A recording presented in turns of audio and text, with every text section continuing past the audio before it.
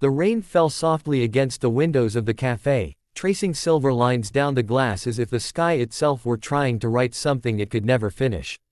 Inside, warmth wrapped the room like a quiet blanket, steam rising from cups, the low hum of conversation, the comforting scent of freshly ground coffee beans and baked bread. It was one of those mornings that made the world feel smaller, gentler, as if time itself had slowed to take a breath. Ethan sat in his usual corner, back to the wall, laptop open but ignored. He liked this spot because he could see everything, the people, the rhythm, the little moments that filled an ordinary day with hidden meaning. He had a half-finished article blinking on his screen, a headline that refused to sound right, but his thoughts were elsewhere. He was watching the raindrops race down the window and wondering if they ever got tired of falling. The door opened with a soft chime, and a cool breeze slipped in. He glanced up, not because he expected anyone he knew, but because something about the movement caught his eye. A girl, no, a woman, though she looked young, stepped inside. Her hair was damp, plastered in small strands against her face, and her coat was too thin for the chill outside. She stood near the entrance for a moment, her body tense, her eyes darting around like someone who hadn't been indoors for a while and wasn't sure she was allowed to stay. She moved toward the counter hesitantly. The barista, a cheerful redhead named Molly, smiled and asked what she'd like.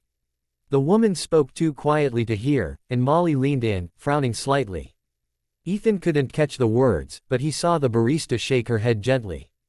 A few seconds later, the woman gave a small nod, murmured something that looked like, "It's okay," and turned to leave. Ethan's fingers froze above the keyboard. Something inside him twisted, the kind of feeling that doesn't ask permission before it moves you. He didn't think. He just stood up. "Hey," he called softly before she reached the door. She turned, startled. Up close, she looked even more fragile. Her eyes were gray, clear and tired at the same time, and her face carried that hollow look people get when they've been holding their breath for too long. "Would you like to sit for coffee?" he asked, awkwardly rubbing the back of his neck. "I could use the company. And I already ordered too much." For a heartbeat, she just stared at him, as if trying to decide whether he was mocking her. When she saw he wasn't, her shoulders eased just a fraction. "Oh, I don't want to trouble you," she said softly. Her voice had a tremor to it, not from fear, but from weariness. "It's no trouble," he said, smiling. "You'd actually be saving me from drinking my third espresso." The corner of her lips twitched, almost a smile, but not quite. "If you're sure." "I'm sure." Molly caught Ethan's eye and, with a small knowing smile, prepared another cup. When the woman approached the counter again, Ethan slid his card across before she could protest. They sat by the window, opposite each other. The rain had slowed to a mist, leaving faint streaks on the glass that blurred the street outside. She wrapped both hands around her cup as if trying to hold onto the warmth seeping from it. He noticed how her fingers trembled, faintly but constantly, and how she kept her eyes on the cup instead of him. "I'm Ethan," he offered after a moment. "Lila. Nice to meet you, Lila." She nodded, sipping the coffee slowly. Her hair fell forward as she leaned down, and for a moment, she looked almost peaceful. He didn't press her with questions. They talked about small things, the kind of conversation that doesn't demand honesty. The weather, the music playing low in the background, the smell of cinnamon drifting from the oven. Her voice was soft but steady, and he caught glimpses of humor hidden behind her caution. When Molly brought out a sandwich, Ethan pushed half toward her. "They make too much food here," he said lightly. "Help me out." She hesitated, eyes flicking from the plate to his face. For a moment, pride and hunger warred silently in her expression. Then she took it, murmuring, "Thank you." As she ate, her movements grew slower, more deliberate, like someone savoring something they hadn't tasted in a long time. Ethan pretended not to notice, focusing instead on his untouched laptop. "Do you work here often?" she asked finally, wiping her fingers on a napkin. "Yeah. The Wi-Fi's decent, and I like the noise. Makes me feel like I'm part of the world even when I'm just typing nonsense." She smiled faintly. "I get that." He tilted his head. "You." She looked down. "I don't really have a place I go often." Then she added, almost as an afterthought, "Just needed somewhere dry for a bit." Her tone was casual, but something about the way she said it, soft, almost rehearsed, made Ethan's chest tighten. He didn't ask what she meant. He just nodded, like it was enough of an answer. They sat in silence for a while. The world outside the window brightened as the clouds began to lift, and sunlight broke through in thin, hesitant beams. Lila stared at the light like someone who hadn't seen it in days. When Ethan checked the time, he was surprised to see that 2 hours had passed. He'd lost track completely. Lila noticed his glance and stood suddenly.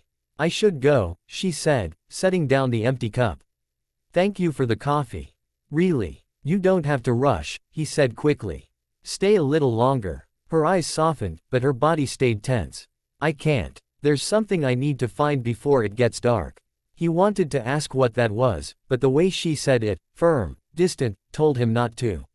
Some truths, he realized, were like bruises. Touching them too soon only made them worse. "Okay," he said finally, forcing a smile. "But if you ever want to come back, I'll probably be right here, pretending to work again." That earned a real smile from her this time, small, shy, but real. "Maybe I will." She turned toward the door, pulling her coat tighter. The bell chimed softly as she stepped outside, disappearing into the shimmer of wet streets. Ethan sat back down, staring at the empty chair across from him.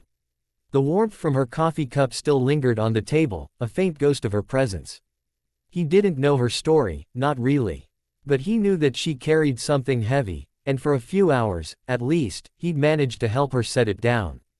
As the sunlight spilled slowly across the table, he found himself wondering if she'd return tomorrow. Something told him she might. Or maybe it was just hope pretending to be certainty. Either way, he left the second chair empty that day, just in case. The next day arrived quietly, the city washed clean by last night's rain. Morning sunlight spilled across the cafe's windows, turning the small droplets that clung to the glass into tiny stars. The world looked fresh, reborn, as if it was trying to start over. Ethan arrived earlier than usual, pretending it was for work, though deep down, he knew he was waiting. He ordered his usual black coffee and settled into the corner seat. His laptop was open again, but his eyes weren't on it. Every time the door chimed, his heart gave a small, involuntary jump. Old man with a newspaper, no. A couple laughing over croissants, no. College students dragging laptops, no again. The hours crept by slowly, and with each passing one, his hope thinned just a little. By noon, he was ready to pack up. He told himself it was foolish. She was just someone he'd met once, someone who probably had bigger problems than another cup of coffee with a stranger. He was shutting down his laptop when the bell above the door chimed once more. And there she was, Lila. Her hair was dry this time, tied up neatly though still a bit messy at the ends. Her coat was the same but freshly brushed, and she held herself differently, straighter, though her eyes still carried that faint uncertainty. When she saw him, she froze for a heartbeat. Then, slowly, a shy smile broke through, one that reached her eyes this time. "Hey," Ethan said, standing before he could stop himself. "You made it. I wasn't sure you'd actually be here," she admitted, walking closer. "I said it was my usual spot," he grinned, "and I don't lie about coffee." That earned a small laugh, quiet but genuine. He felt the tension leave his shoulders. They ordered again, this time both paying for their own. She insisted, holding out a crumpled $5 bill with the kind of pride that made him not argue. When they sat down, the sunlight had shifted, falling in warm patterns across their table. For a while, they talked the same way they had before, softly, circling around heavy topics without touching them. She seemed a little lighter today, a little less like she was bracing for something. But Ethan could see it in her eyes, the shadows didn't leave easily. At one point, he asked, "Did you find what you were looking for yesterday?" She stared at the rim of her coffee cup, the steam fogging her lashes. "Yeah, sort of. What was it?" he asked gently. "A place to sleep," she said after a long pause. "Just for the night." He didn't know what to say at first. "You mean, you don't have a place right now?" Her lips tightened. Then she nodded, slowly, deliberately. "I've been figuring things out. It's only been a week. Feels longer." There was no self-pity in her voice, only exhaustion, the kind that went bone deep. Ethan wanted to ask how, why, where, but stopped himself. She wasn't telling him for his questions, she was telling him to be heard. "I didn't tell you yesterday because," she looked down at her hands, still curled around the cup. Because people look at you differently when they know. Like you stopped being part of the same world as them. I didn't want that. He leaned forward. You didn't have to tell me anything. But for what it's worth, I don't see you any differently now. She glanced up then, eyes glimmering. Most people say that before they start to. He met her gaze steadily. Then I'll prove I won't. The words came out quietly, without hesitation. Lila didn't answer right away. She looked at him as though she was trying to decide whether to believe him, or whether believing might hurt too much. The moment stretched, then softened when she gave a small nod. You're strange, Ethan. I get that a lot. She smiled, the kind of smile that wasn't practiced. They talked again, about small things, safe things. She told him she used to draw, that she'd left her sketchbook behind when her apartment lease fell through. He told her about his failed attempt to learn the guitar. The weight in the air lifted little by little. When Molly brought them pastries, Ethan noticed the way Lila hesitated before reaching for hers, almost like she had to ask permission. He pushed it toward her without a word. She smiled gratefully, breaking off tiny pieces as she ate. Do you have any family nearby? He asked softly. She shook her head. Not anymore. What about work? I used to wait tables, she said. They cut staff last month. I was last in, first out. I've been applying everywhere, but showers and interviews don't mix well when you don't have a roof. The honesty in her tone made his throat tighten. He didn't know what to say. He didn't want to offer hollow sympathy, she deserved more than that.